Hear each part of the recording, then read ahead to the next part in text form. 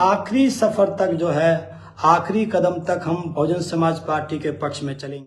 अब ये बहन जी के जुडिक्शन का मामला है, वो कब हमको माफ करती हैं, कब नहीं करती हैं। सभी साथियों को जय भीम। साथियों, जैसा कि हमने आपको फेसबुक के माध्यम से बताया था कि आज शाम 4 बजे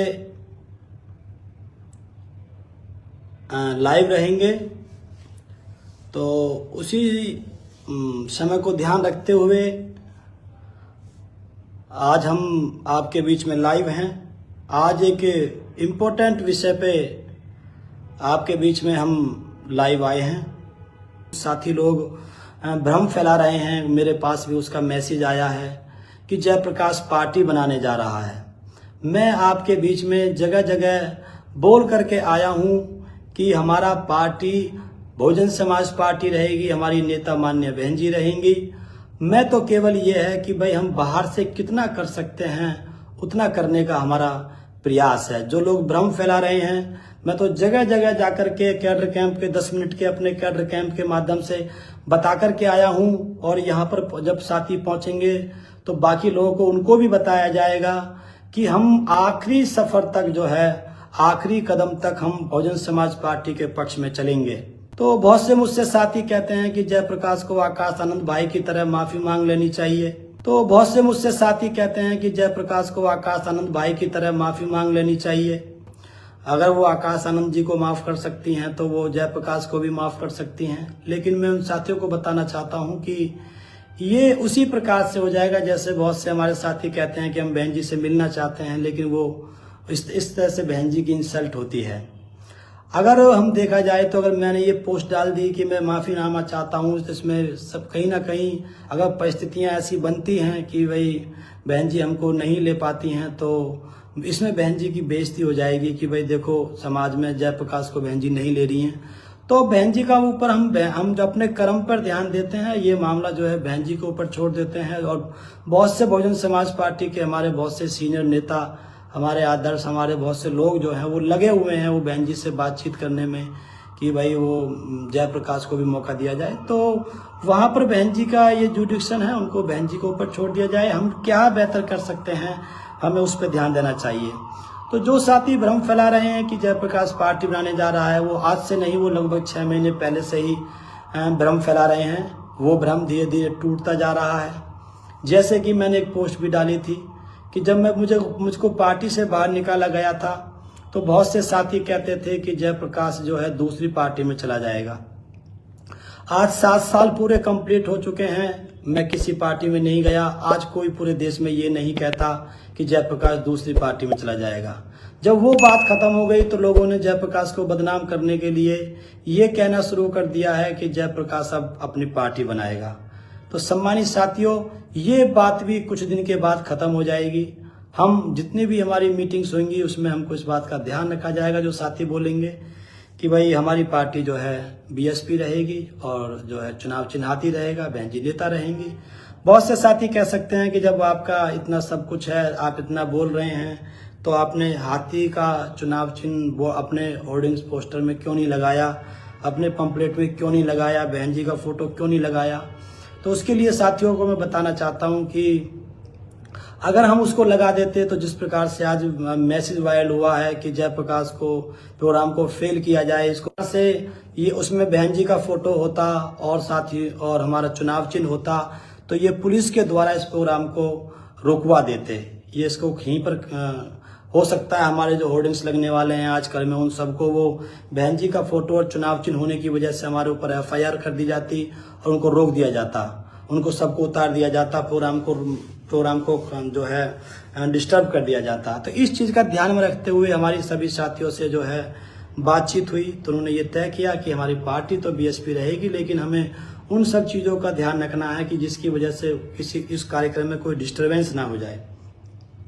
तो सम्मानित साथियों, वहां पर काफी मात्रा में लोग पहुंच रहे हैं। 11 स्टेट के रिप्रेजेंटेटिव, जहां तक मुझे जानकारी मिली है, 11 स्टेट के रिप्रेजेंटेटिव इस कार्यक्रम में पहुंच रहे हैं। Retired IAS, IPS, PCS, IRS, doctor, professor, engineer, master, police वाले, बड़े अधिकारी, फौज के संबंधित लोग और बिजनेसमैन लोग और पार्टी के अच्छे नेता लोग, पूर्व विधायक, पूर्व सांसद, इस प्रकार के तमाम लोग उस कार्यक्रम में पहुंच रहे हैं। इसीलिए हमने इस कार्यक्रम को लास्ट में किया है, जिससे कि 14 अप्रैल का कार्यक्रम सब लोग सेलिब्रेट करते हैं, उनको कोई दिक्कत ना आए। और उसके बाद जो अगले संडे आता है उस पर लोग सेलिब्रेट करते हैं बाबा साहब की जयंती को पूरी दुनिया में, तो उसमें कोई दिक्कत ना आए। और साथ में जो है ये लास्ट का ये संडे हमने चूज किया था सब साथियों ने मिलकर के। उसके बावजूद भी कुछ जगह पर कार्यक्रम हो सकते हैं, उनको भी आप ध्यान में रखते हुए और इस कार्यक्रम को भी ध्यान में रखते हुए सभी साथी वहां पर पहुंचे। किसी के बहकावे में ना आए कि जयप्रकाश पार्टी बना रहा है। मैंने पहले कहा, अभी भी कह रहा हूं, आखिरी कदम तक मैं बसपा के बहन जी के पक्ष में चलता रहूंगा। आखिरी समय तक जो लोग मेरे ऊपर एलिगेशन लगाते हैं उनके एलिगेशन धीरे धीरे खत्म होते चले जाएंगे। ये केवल कार्यक्रम को बदलना प्रयास है, उनका प्रयास। मैं तो 7 साल से झेल रहा हूं इन विरोधों को। बहुत से साथी मुझसे कह रहे हैं साहब ये मैसेज आ गया है और ये क्या होगा। मैंने उनको बताया कि भाई अभी आप नए नए हो, मैं तो 7 साल से इस विरोध को झेल रहा हूं, लेकिन उसके बावजूद भी मैं जो है बीएसपी को अपना मूवमेंट समझते हुए मैं इस काम को लगातार कर रहा हूं। क्योंकि मेरे पास ना घर है, ना मेरे पास परिवार है, ना मेरे पास कुछ है, ना मेरे पास कोई बिजनेस है, ना हमारे पास कोई काम धंधा है। मैं इस चीज को अगर छोड़ देता हूं तो मैं कहां जाऊंगा। और साथी तो अपने बिजनेस में लग जाते हैं, अपने परिवार में लग जाते हैं पार्टी से निकाल देने के बाद। लोगों को अप्रिशिएट करना चाहिए। हालांकि बहुत से लोग कर रहे हैं कि जयप्रकाश पार्टी में ना रहते हुए भी पार्टी के पक्ष में काम कर रहा है। ये चाहता तो किसी दूसरी पार्टी में चला जाता, ये चाहता तो अब तक औरों की तरह एमपी एमएलए बन जाता। इससे छोटे ओहदे के लोगों ने इस रास्ते को अपना लिया है तो जयप्रकाश अपना सकता था। लेकिन मुझको मूवमेंट की, समाज की चिंता है, देश की चिंता है, इसलिए मैं यहीं पर लगा हूं और लगा रहूंगा। और एक दिन सभी लोग कहेंगे कि जयप्रकाश का रास्ता सही था। और जो लोग हमारे विरोध में सोचते हैं उनको एक दिन अपने आप को फीलिंग होगी कि भाई उस समय उन्होंने गलत सोचा था। हालांकि मैं कभी किसी से बुरा नहीं मानता, ना मैं किसी को कभी रिएक्ट करता हूं। आपने देखा होगा जो लोग मेरे खिलाफ सोशल मीडिया पर जो है कुछ कमेंट्स करते रहते हैं, मैंने कभी किसी को जवाब नहीं दिया, क्योंकि मैं समझता हूं कि भाई ये समस्या तो आती है सभी के सामने। ये साहब काशीराम के सामने भी आई थी, बहन जी के सामने भी आई थी। लेकिन धीरे धीरे जब लोगों की समझ बढ़ेगी और समय बदलेगा तो सभी लोग कहेंगे कि जयप्रकाश अपनी जगह ठीक था। अगर मैं गलत होता तो 7 साल में जरूर कोई ना कोई मैं गलती कर देता, इतने दिन तक कोई ठहरता नहीं है। लेकिन मेरा हौसला बढ़ाने वाले लोग भी हैं जो मुझको अप्रिशिएट करते हैं, मुझे सहयोग भी करते हैं, मुझे ठहराते भी हैं और मुझे जो आर्थिक सहयोग भी करते हैं और ये कहते हैं कि जयप्रकाश जी आप इस काम को लेकर के आगे बढ़ो, हम जो है सभी लोग आपके साथ हैं। तो मैं उन सभी साथियों का भी धन्यवाद करता हूं, सभी साथियों का धन्यवाद करता हूं। और आखिर में मैं आपसे निवेदन करता हूं, जो मुख्य उद्देश्य है इस वीडियो का वो ये है कि आप लोग 27 अप्रैल को लखनऊ जरूर पहुंचें। 2-3 दिन पहले हमने इसीलिए आपको वीडियो इसको जारी किया है, जिससे कि आप लोग तक ये वीडियो पहुंच जाए, आप लोग टिकट कर सकें, अपने बस से आ सकें, अपनी ट्रेन से आ सकें, या जो भी आपका साधन हो अपनी गाड़ी से आप आ सकें। सारी तैयारी लगभग पूरी हो चुकी है, हमने परमिशन भी डाल दी है, परमिशन की कोई दिक्कत नहीं है। उसके मेरे पास अधिकारियों की कॉल भी आ रही हैं, सब कुछ वो बातचीत कर रहे हैं, सब कुछ अच्छा होगा। आजकल में होर्डिंग्स लग जाएंगे, पूरे लखनऊ नीला हो जाएगा, बहुत अच्छा लगेगा। तो आप सभी साथी वहां पर आए।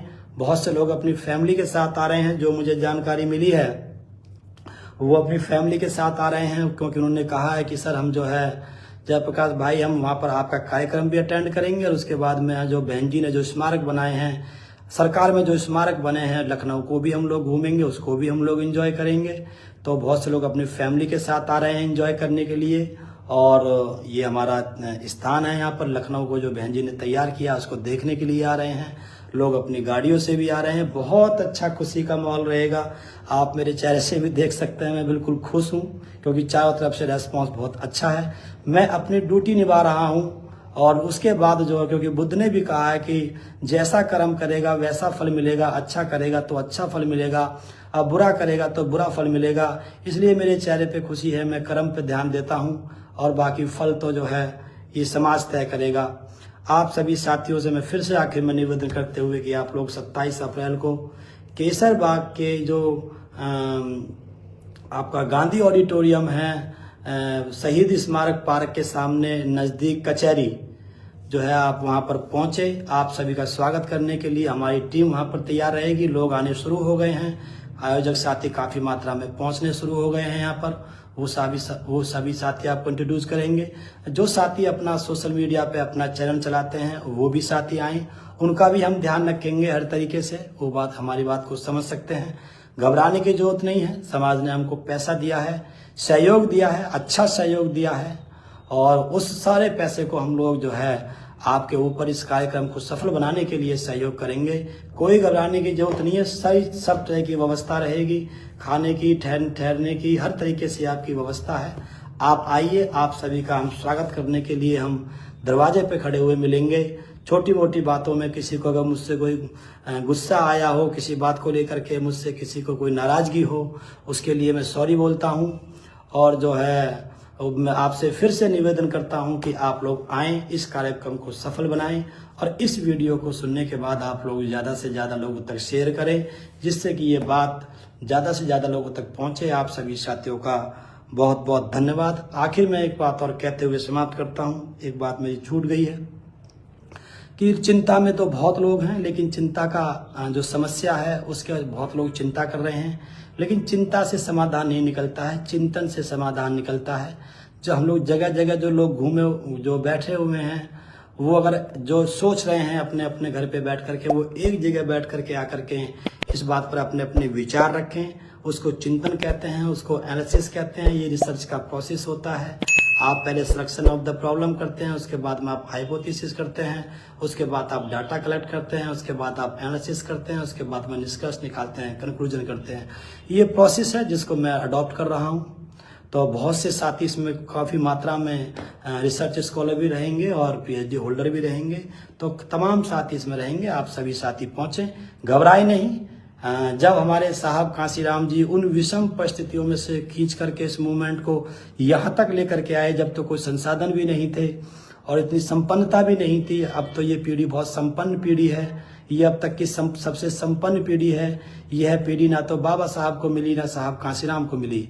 चाहे आर्थिक रूप की संपन्नता हो, सामाजिक रूप से हो, चाहे धार्मिक रूप से हो, चाहे राजनीतिक रूप से हो, और चाहे जो है शैक्षिक रूप से हो, चाहे रोजगार के रूप से हो, ये सबसे संपन्न पीढ़ी है।